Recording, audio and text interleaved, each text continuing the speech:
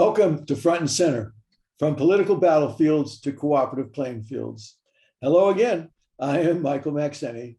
Today, my partner Steve and I are having a wonderful conversation with our guest, Nancy Vogl, and all leading to this topic of how do we get government on the side of people so that we can help create a more beautiful and just world that our hearts know is possible, and answer that question of what America do you want to live in? But before we go on, let me hand it over to Steve again. We're going to talk in this section, though, about genderqueer and about the use of pronouns. So Steve, please introduce Nancy again, if you would, and let's get started. Okay, our guest today is Nancy Vogl. To be very brief, she was a founding member of one of the first feminist rock bands in the 70s, Bay Area women's music scene. She worked with James and Grace Lee Boggs, who are political visionaries and activists out of Detroit. She's been involved with the California Department of Education and Youth as a youth service director. She's worked with volunteers and kids. Today, she is on the advisory board for the Commonsense Party. She's sees from I think, a higher and deeper political perspective. And she's also been involved as a leadership coach for Sonoma County's LGBTQI support group. And so this is a perfect segue for us to talk about genderqueer, pronouns, and this the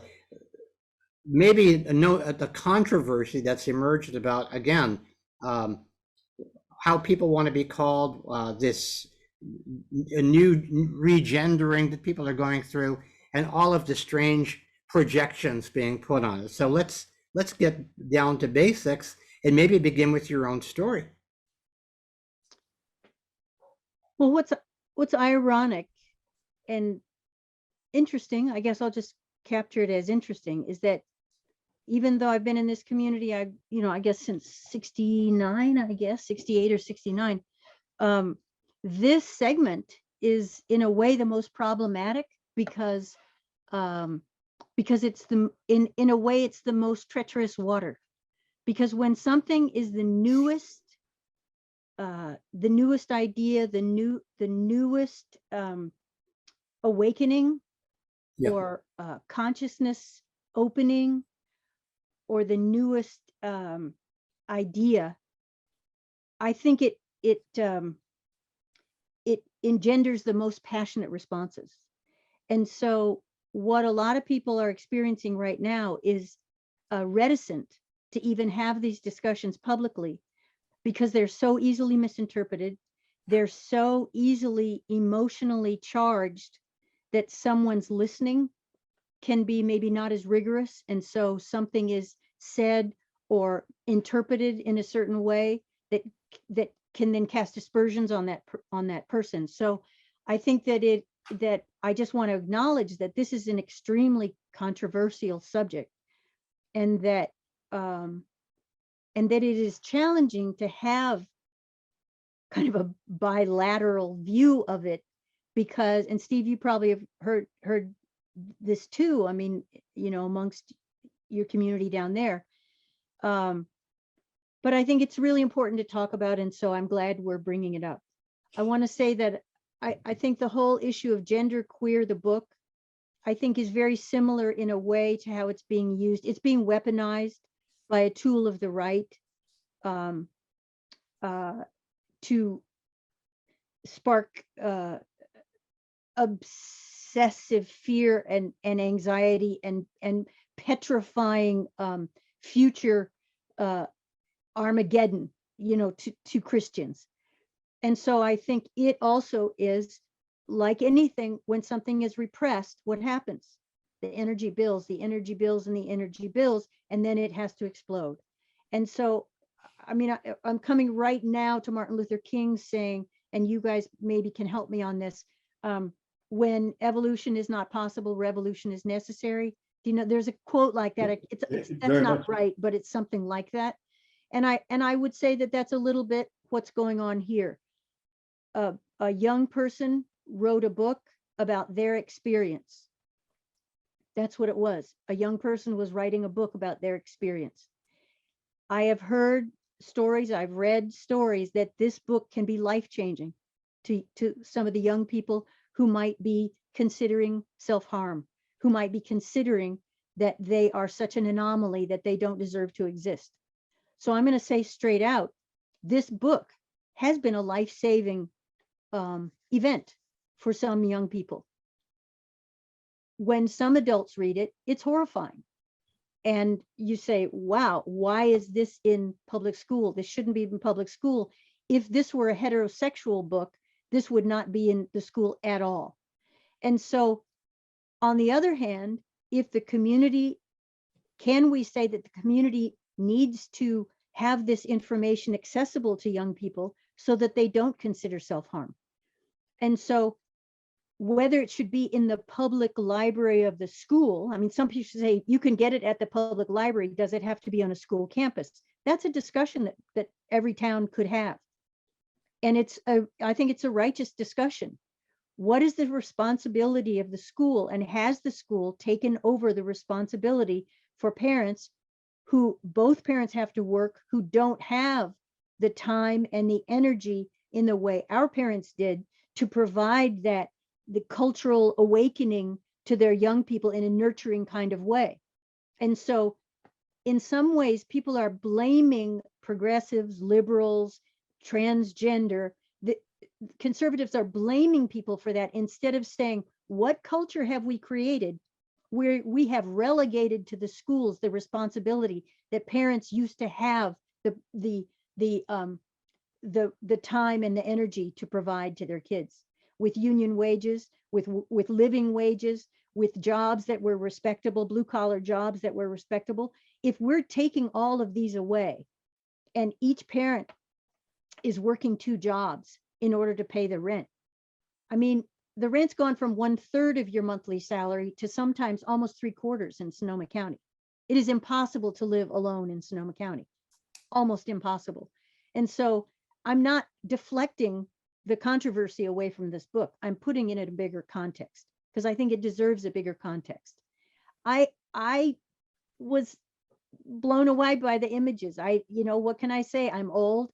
I was really taken aback. On the other hand, I know young people for whom this was a life-saving tool.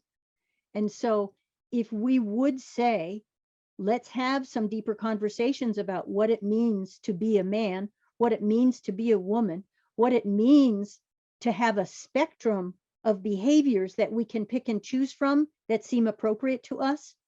I mean, some would say, wouldn't it be ideal if a baby is born and it's a baby and it's an adorable baby and it didn't have a reveal party for a boy or a reveal party for a girl, and it were just a baby, and it could be allowed to grow up having and expressing whatever proclivities seemed appropriate to that little baby. And if it wanted to play with dolls, it would play with dolls. If it wanted to play with trucks, then it would play with trucks. And so we don't have that culture. We don't live in that culture. We live in a culture that is obsessed with adults performing and appearing to be the roles that patriarchal capitalism has defined as appropriate. And so it's complicated upon complicated upon complicated to the 10th degree, because now we have to look at, if we look at transgender, well, I know young women now who feel that they need to transition because they don't identify with anything that it means to be a woman. And so I would say that is exactly what most of us felt as radical lesbians in our early 20s, when nothing we saw related to anything that we were like. And so I haven't worn a dress in 30 years. A good pair of boots, I'm good to go. And so if we have performative demonstrations of what gender means, what are we talking about? And so that's why I say it's complicated upon complicated upon complicated, because is it gender? Is it biology? And we have people who are at odds with each other, who aren't speaking together, who have political vitriol. The vitriol about this subject is awe-inspiring, and it's frightening. And so I think being able to talk about this issue and talk about how complicated it is and talk about how much it does challenge Christian patriarchy. But we have young people growing up in this culture today that we would like to stay alive. You know, that's a fact. I read the book. I got the book, and it was really eye-opening. I actually loved the book because it was really about somebody as a, finding out who they were and being clear about, I like this, I don't like that, I like this, I don't like that. And there hasn't been any space for people like that. There's been no space for them to express themselves. And on the other hand, you see people who are in, who are coming from a more traditional background, who are going, what happened to my world? What happened to my world? Where there used to be, there used to be boys and girls. Now what is this? And it's always been there. And then, of course, there's also the cultural thing. I think that, I think sometimes people want to identify with a group, and they may choose to identify with a group that's not exactly what their preference is. In other words, she was somebody, it was really about finding integrity. That book it's worth reading for anybody, about what it is to find one's own integrity and be able to set clear boundaries of, I like this and I don't like that. And everybody, I think that people who are conservative libertarians would have to agree that people should have the right to live and express themselves the way they choose. But the complexity that you're talking about is other other aspects of the gay community and heterosexual women's movement. There's all kinds of strange tensions and around that, where people are feeling very, I can't say what I really feel. I'd like to thank you, Nancy, for doing such a good job of framing this conversation, not just our conversation, but the much broader conversation, and the complexity to it.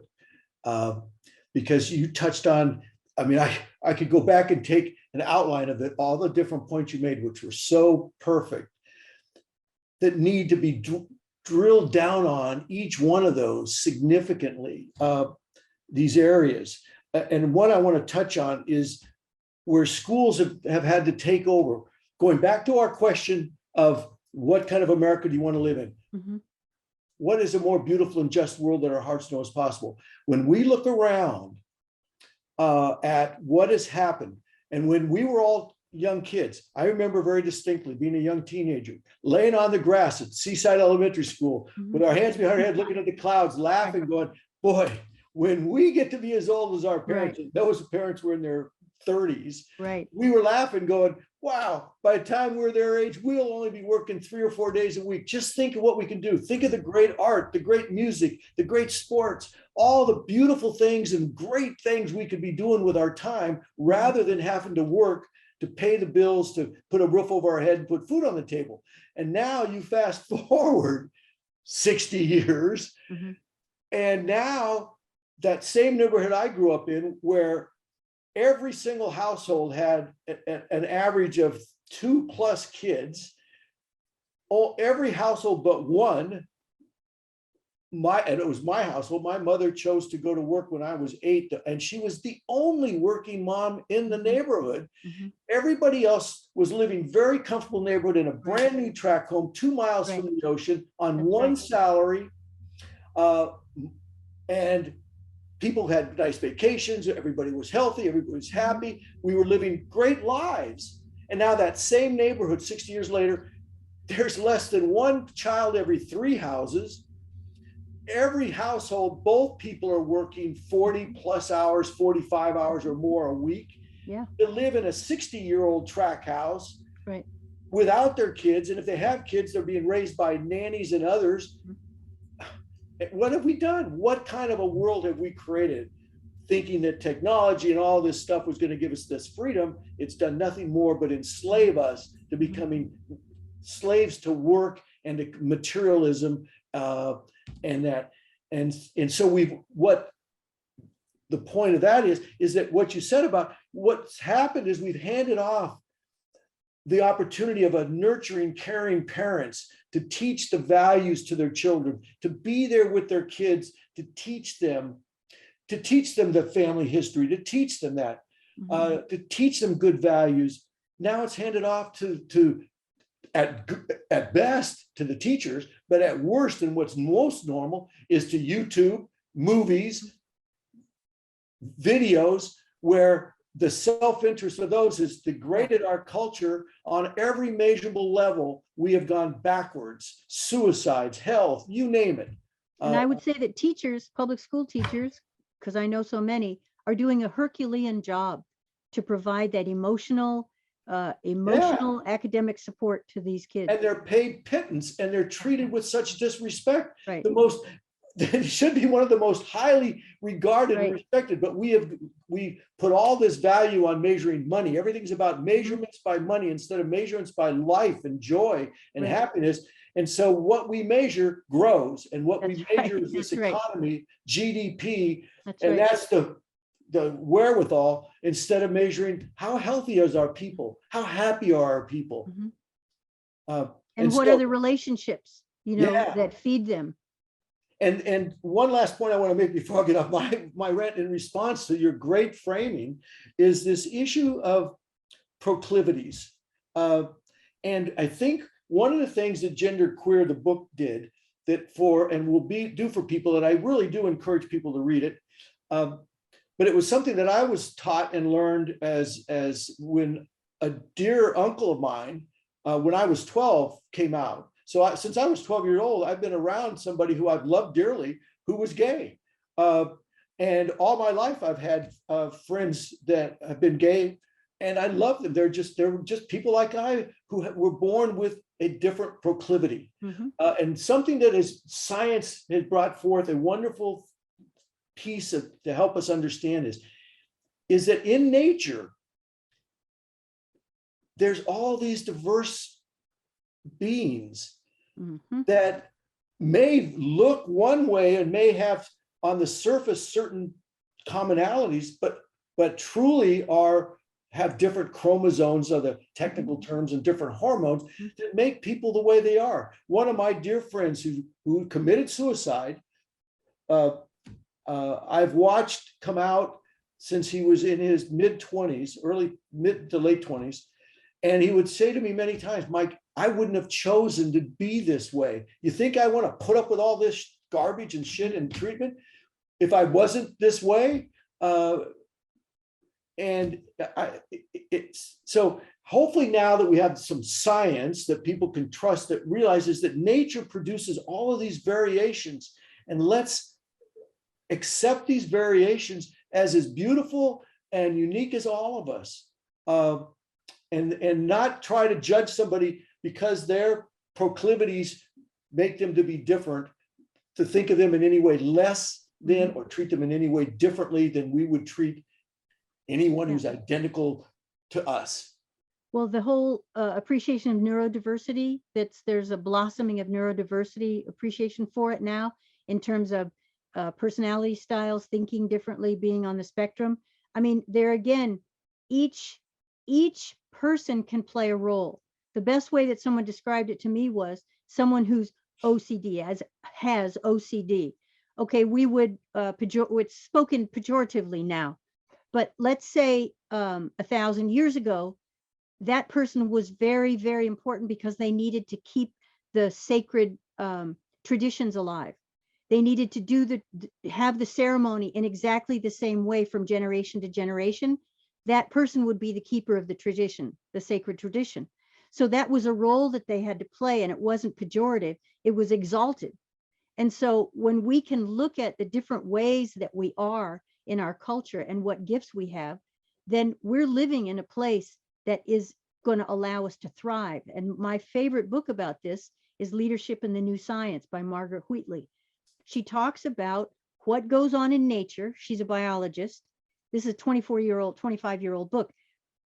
She talks and studies what goes on in nature, and then she proves that the systems that men have created over the last centuries are antithetical to what allows organisms to thrive in nature.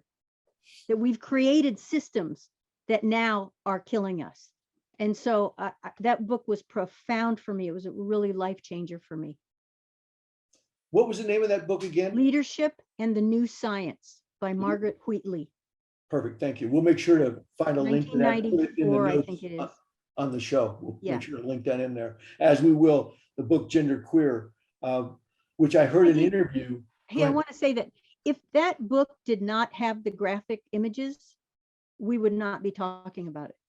The reason that book was explosive, if it were just a textbook and a little book on the shelf that other people told people to read, we wouldn't be having this discussion. It's because it's so graphic and it's so shocking. And So, also, I think because she was an artist who right.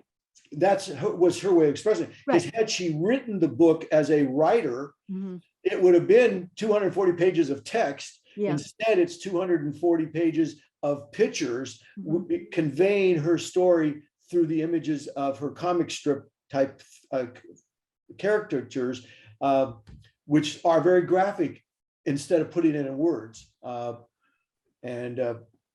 when I read that, my heart went out to her, and my experiences with my friend, my Andrew and Tom, and so many others that I've known in my life, of what they've gone through, and it just resonated. And I thought to myself, wow, this book can help hopefully open some eyes to people seeing each other and appreciating the beauty what nature has brought forth in all of its diversity, and not be threatened by the fact that some flower is a little bit different color than the flower that they are. I mean, Mike, I will say that it is controversial because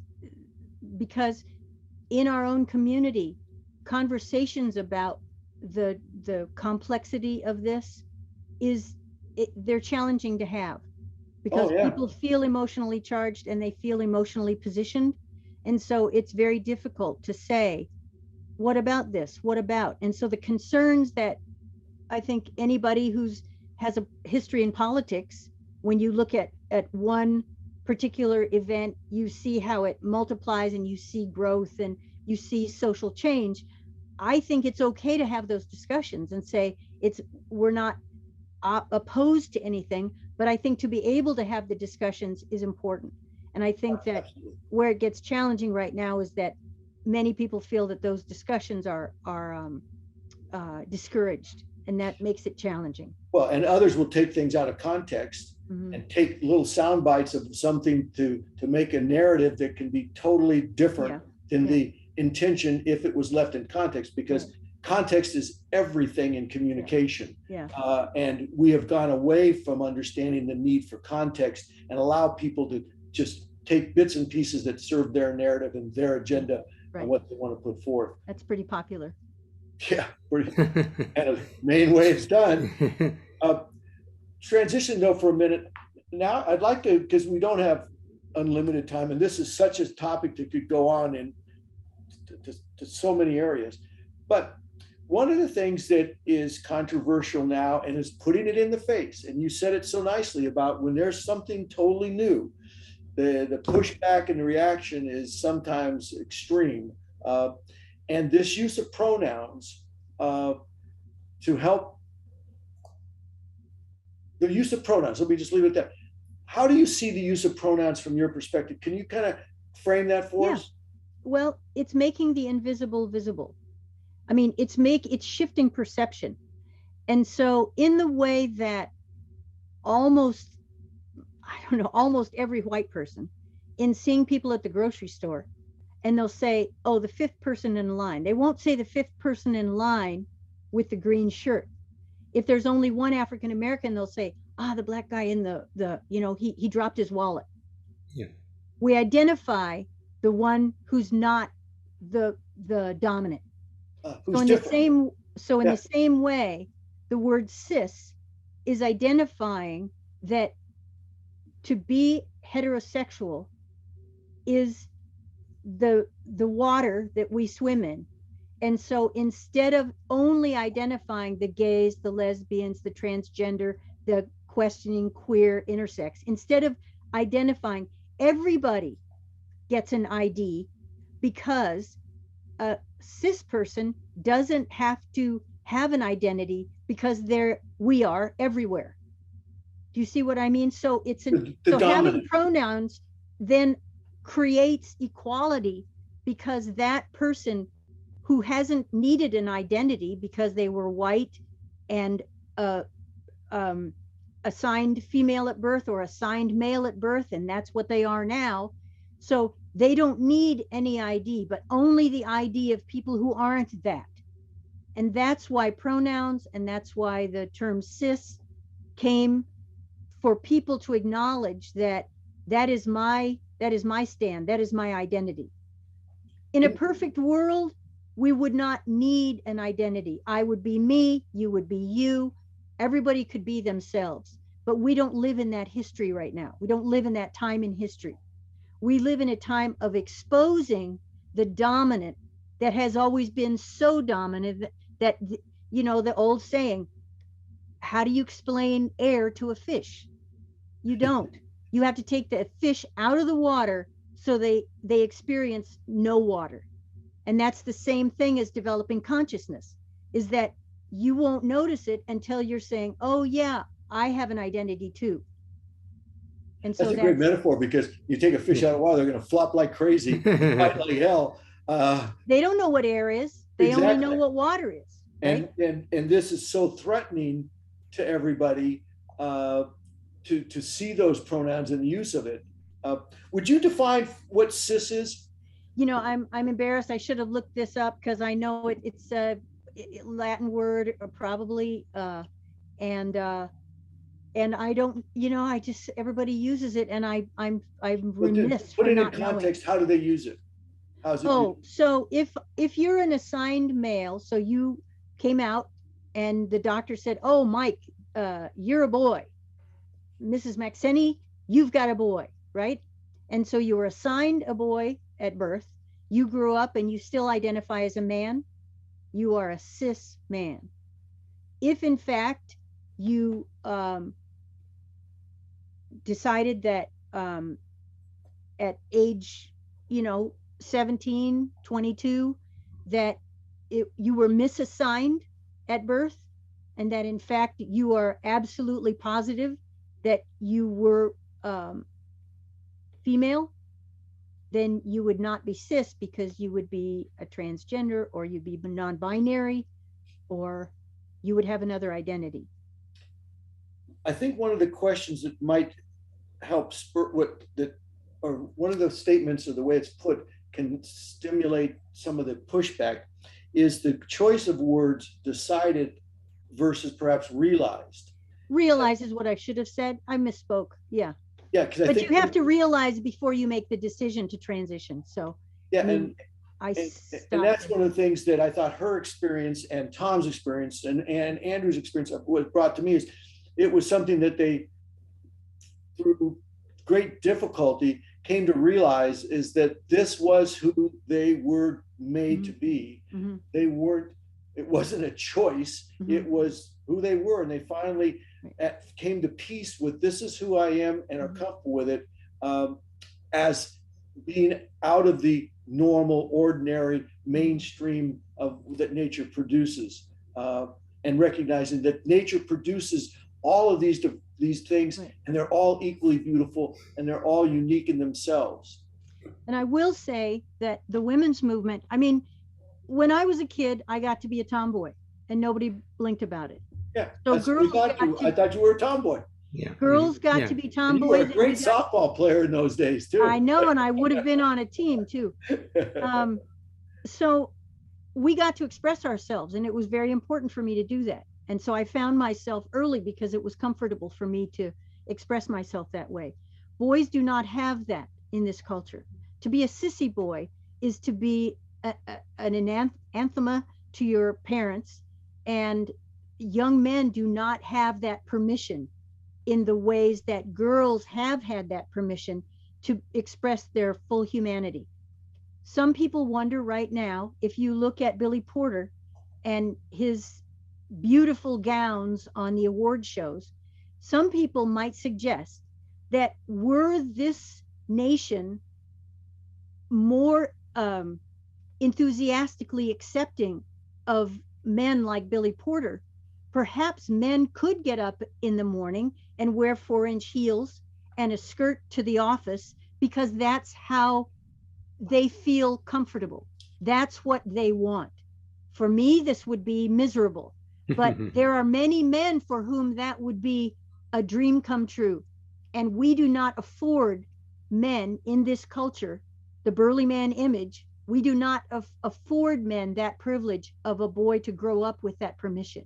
And I think it's interesting to think in the next 10 years, what will it be like? Were we more embracing of alternatives as young children are growing up?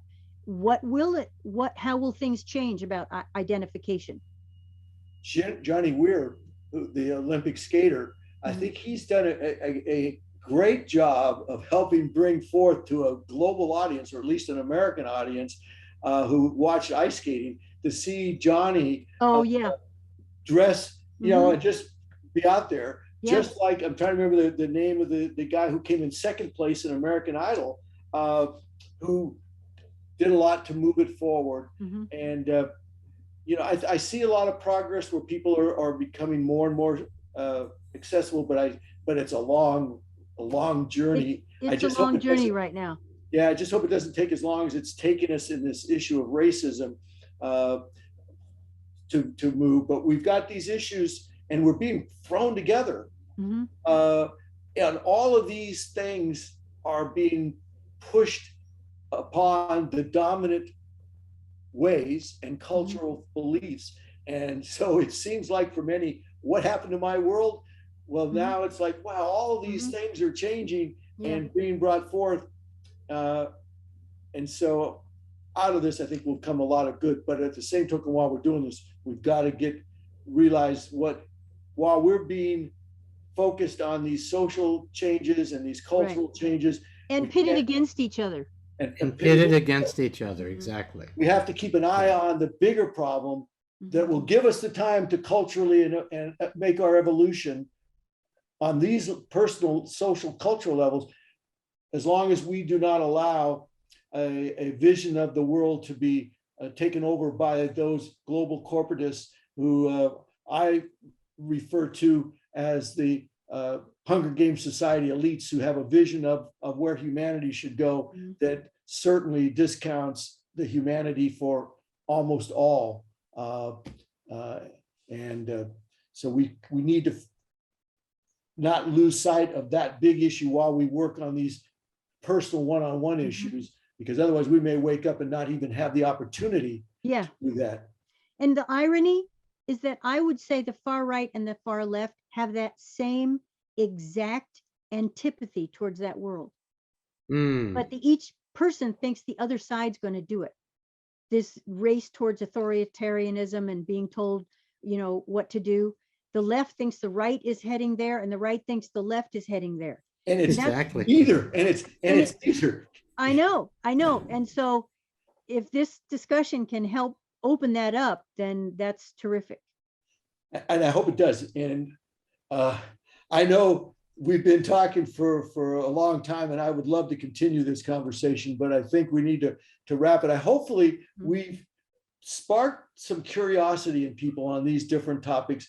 And that's the best we can hope for, is to plant some seeds and hopefully elicit some curiosity so that people will go much deeper into this and look into their own hearts, look into the mirror. And I forget the song, there's so much, but change begins with ourselves.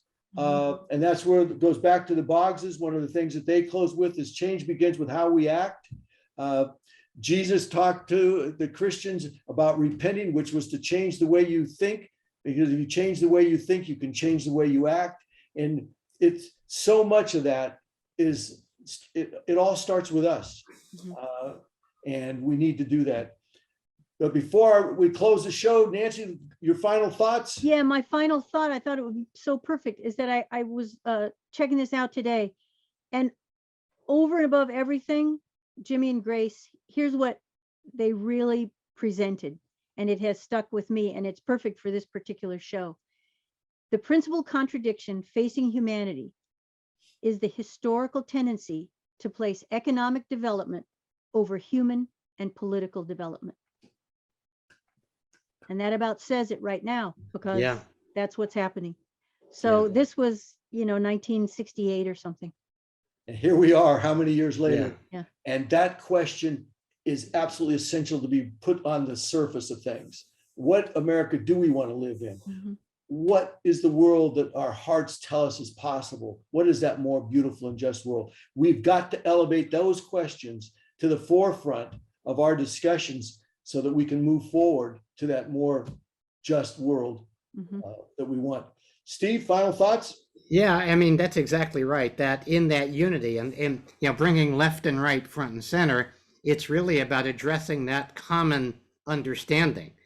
We've been hoodwinked by different groups of winking hoods on either side, so to speak. Are you referring to the KKK by chance, or who else? No. Well, no, you have to have a hood to be a hood. The Sharks and the Jets, the two gangs. The two rival gangs that don't care about us, but have hijacked the conversation. And so I think that that's really an area where, if we understand that we are all in this together, as somebody said several years ago, Eleanor LeCain. Eleanor was a political activist, and she worked with Elizabeth Warren and was an assistant secretary of state in Massachusetts. She said, this is not about this side, about Democrats and Republicans. It's about the oligarchs against everybody else. And so if you frame it that way, there's more of a willingness to step out from your fear and have this understanding. And as we would say, the golden rule needs to overrule the rule of gold. And on that note, we will wrap this show. And I am going to repeat myself, folks. So if you're watching us on our Locals platform or Rumble, please do consider becoming a supporter so Steve and I can continue our work. And if you're watching on YouTube or listening on our audio podcast of Apple, Spotify, Stitcher, wherever you listen to your audio podcast, please subscribe, please like, and of course, please share with your friends and family and other people. From political battlefields to cooperative playing fields. It's a long journey to the more beautiful and just world our hearts know is possible. And let's ask that question. What is it? What is the America we want to live in? And I hope you'll ask those questions of yourself and your friends and begin to elevate these questions about what are we measuring? What do we put value on? And I hope you come back and join us again. Thank you, Nancy. Thank you, Steve. Thank you, all for watching.